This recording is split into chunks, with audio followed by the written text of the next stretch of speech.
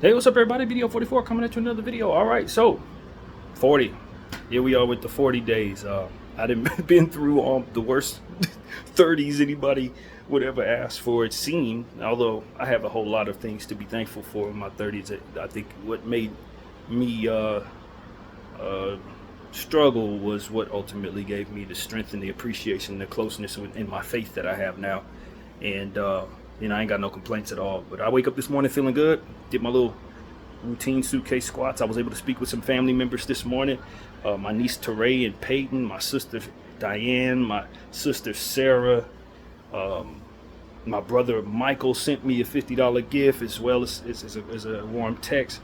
So I've been getting off to the right start with family, man. That's really what it's about. And I really appreciate all the birthday wishes that I've been receiving on Facebook as well. People have been hitting me up. My ex hit me up as well on Facebook. So it's just been, it's not even 10:30 yet, and I've already spoken to a lot of people. So it's really good, man. That's really what it's about, man. I had a very strong dream. That's the best way I know how to describe it last night. A strong dream, where to me it seemed like it was one of those situations where I was in the car with some people I didn't necessarily know, but it was like a female there that I was trying to communicate with and get to know, and I wanted her to come back to the crib, that kind of thing. But there were other people in the car who also wanted to hang out, and it was like a church group. It wasn't like we were going to be coming back drinking and nothing like that. It was like church group, that kind of thing.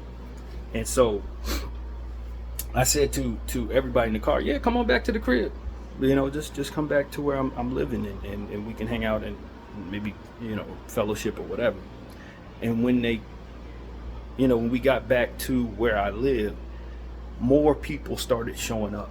More and more people started showing up. My grandfather, he was in the dream. He showed up, and I walked up to him. I shook his hand, and I was sitting there saying, thank you for the birthday gifts. He was like, not yet, not yet. We still got more people coming. Thank you for the birthday wishes. I was just basically saying, I guess it was almost like we were going to be doing the birthday cake thing.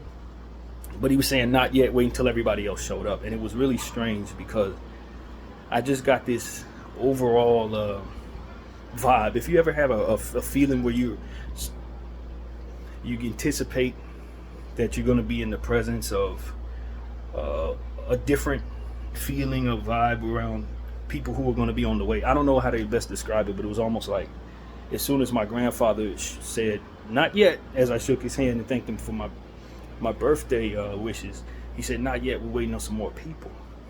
And I think that someone knocked on the door at that point, and everybody who was already in the room, their spirit started to change, not in a bad way, but almost as like they're straightening up, as if the president's coming through or something like that. It was almost like everybody got staunch and military.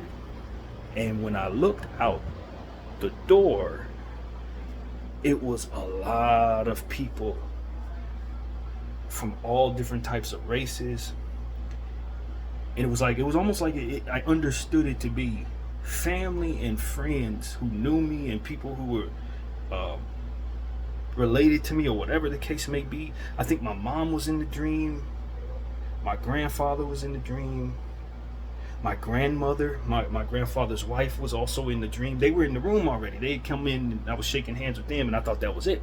They were like, no, more people are coming. And when I looked out in the lobby, it was like 60, 70 people of all different types of races. And I was thinking to myself, why didn't they come in? I mean, first of all, I've never been celebrated by that many people in real life. Not even in real life at any point. That was only in the dream. But I looked out the door, and what made it really strange was how they were dressed. They were dressed like they were from the 1800s, 1700s. And some type of vibe told me like they didn't think they would be welcome in the room with me, but they wanted me to know that they were there to pay respects and celebrate my birthday. But they weren't really sure how they were going to be taken to. And that was the vibe. And I told them all to come on in. Thank you for showing up. I really appreciate all of you guys for showing up. And I just started looking down the hallway, and it was just more and more and more and more people. And it was really strange. It was almost like I was having I don't know how to put this, but it was almost like in my dream, it was almost like ancestors were coming to visit, to pay their respects. That's what it felt like. It didn't feel like people were coming in with like the warmest energy. It was almost like they were coming to salute, as if I was military or something like that. It was a very strange dream in that way.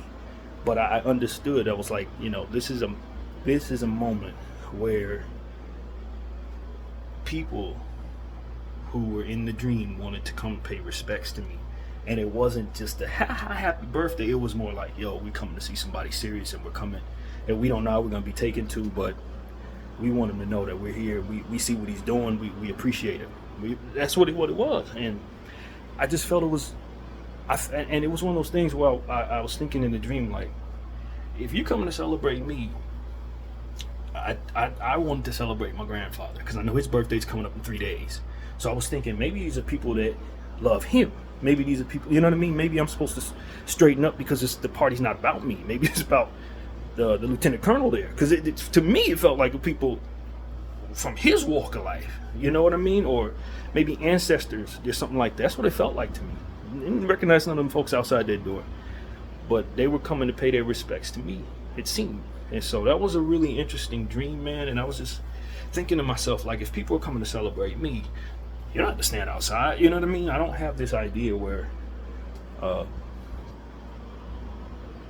people who are not like me in skin color, or people who are not like me in culture, have to be out the door while only the people are. That's not how I operate if I'm being celebrated. I wanted them to feel like they were just as welcome as everybody that I knew, especially if you're there to see me. So that's how I felt. But when I woke up out of the dream, a part of me was wondering, like, okay, who are those people? You know what I mean? Maybe it was nothing, but who did they represent in the dream, and why did I feel like it was a spiritual thing happening rather than just a regular dream? It felt like something spiritual was taking place. Like, I don't know. I don't really know what it was, but the way the people were dressed, it looked as if these might have been some people who may have been, and I'm going to say this outright, may have been slave owners, like from those times, 1700s, 1800s, Caucasian people. And they were lined up outside to pay their respects to me. That's what it felt like. A good, I'd say 50 or 60% of them. That's what they looked like. They didn't look like they were from this era. They didn't look like they had been alive for many, many years. That kind of thing. And the way they were standoffish, it was almost like they don't expect to be welcome, but they wanted to pay their respects. And then another thought of it was, yo, these may be some of your ancestors, some of the people who you're related to, people who, they probably didn't anticipate my existence, that kind of thing. It was what it felt like. It was almost like, yo, this is our great grandson, and he's black. Like, yo, but we respect him and we love him just the same, but we don't think he's gonna love us really much. That's what it felt like, man. That's really what it felt like. I never had a dream like that in my life, least of all on my birthday, to say the least. And I'll tell you guys something else. I was in prayer mode right before I went to sleep last night, from like 10:45 to till I fell asleep at like 11:50. I tried to make it to the midnight. I couldn't. I just fell asleep. But I was praying and I was telling God whatever I had to say, how thankful I was for everything, and how I didn't need nothing for my birthday at all this year, because all of the different things that I wanted, I've gotten in terms of my internal struggles, overcoming certain things. I was telling God, like, for those of you who are following me, that situation where I was internally struggling with my friendship with my friend Karen, I didn't see no way out of that at the time, earlier in February, January, when I was going through the whole struggle of that situation, and was making videos about, just how much I was struggling with that. I didn't see no way for me to both overcome that and not have resentment. And both are in place. I have no resentment at all. I talked to her yesterday. You know what I mean? We have great rapport now, probably greater than we did then. And it's one of those situations where I'm not in that same space. I just didn't see no path to that. I was like, that was my birthday gift, to not be in that space, struggling with those thoughts now. And I thought it was going to be a problem. I couldn't see a way out of that. You know what I mean? And, the situation with living here getting evicted and going through all those processes, different things, and the Lord making sure I was able to get where I needed to go each and every 3-week period, making those go smoothly every single time. Like, I don't need nothing for my birthday, you know what I'm saying? Like, I got what I needed for my birthday, the strength that was promised to me for the trials that were ultimately gone through was good enough. So it's like everything I wanted, I got. There were times where I needed video games and get me some this, get me some that, let me go here, let me do that. But now it's like, as you get older, the things you value the most are the tools that help you win internal battles, and the Lord has been providing those tools, and the ability to communicate with you guys on this channel, things that I needed to change within myself that made it so that I'd be a more at peaceful type of human being. And there was one thing that came to mind, the ability to articulate the things that the Lord is showing me. And the one thing that came to mind is I was thinking about how in my dream, after I'd woken up from my dream, and how those people were standing outside of the doorway, either waiting to get in or accepting the fact that they wouldn't, was your disgrace, whatever your disgrace is, if you've sinned, if you did some bad stuff, if you went bad in the streets, whatever the case may be. What life has taught me in 40 years, one of the many things that it's taught me, one of the most important things that it's taught me is your disgrace does not have to sway your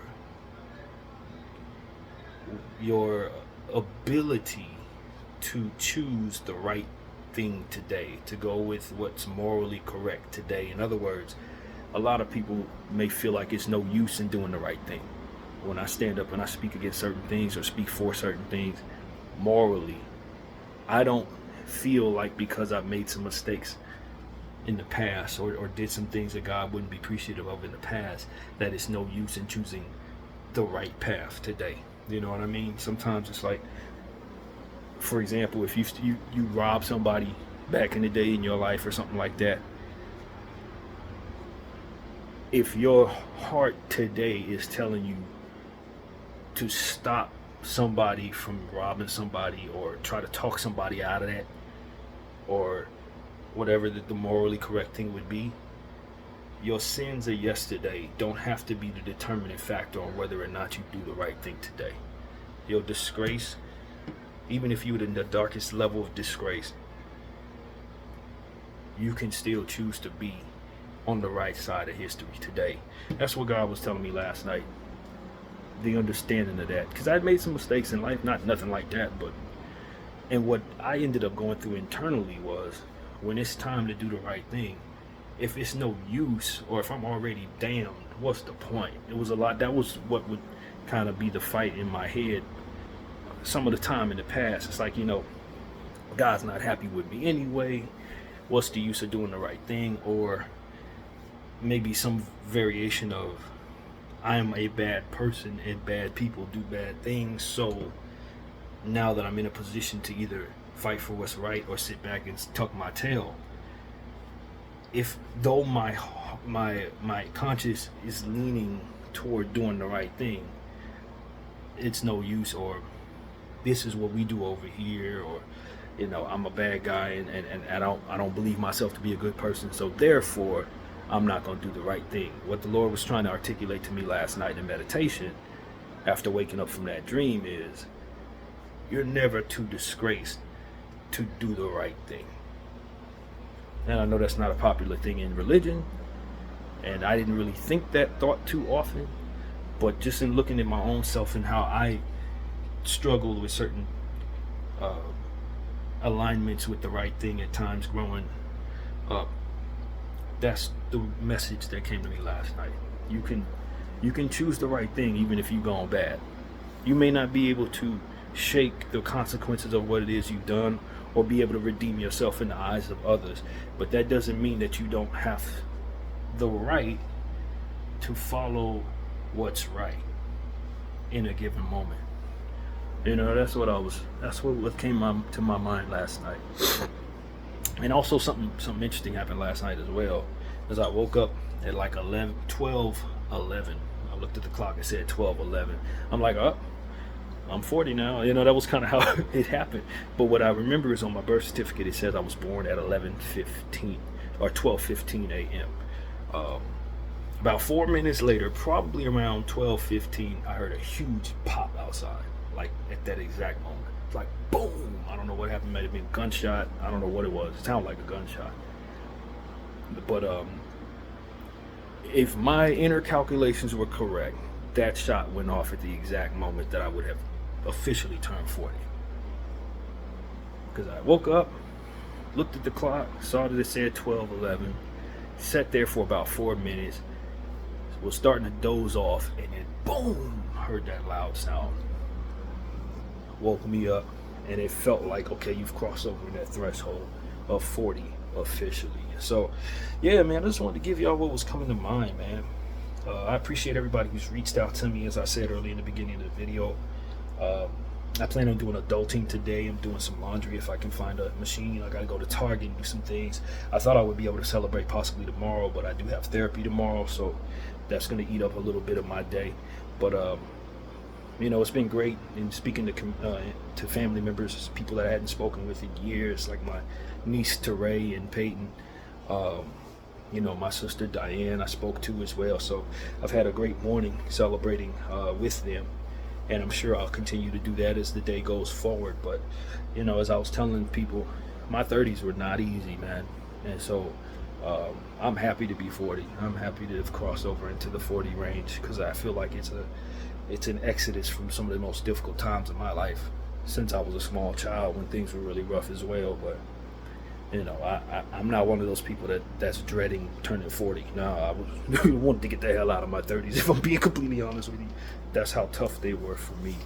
But you know, that's really what it is, man. I just wanted people to know about that dream I had, man, and just wondering who those people represented.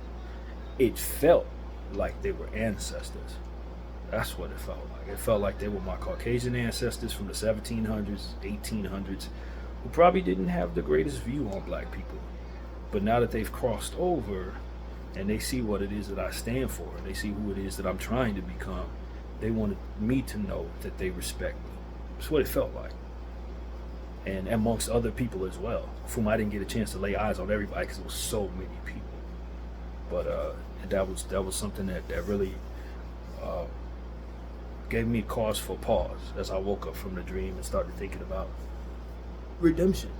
You know, redemption. That's what it really came down to. If they were not so great ancestors, they still chose within the moment to celebrate somebody that, you know, they felt was doing the right thing, who I believe myself to be.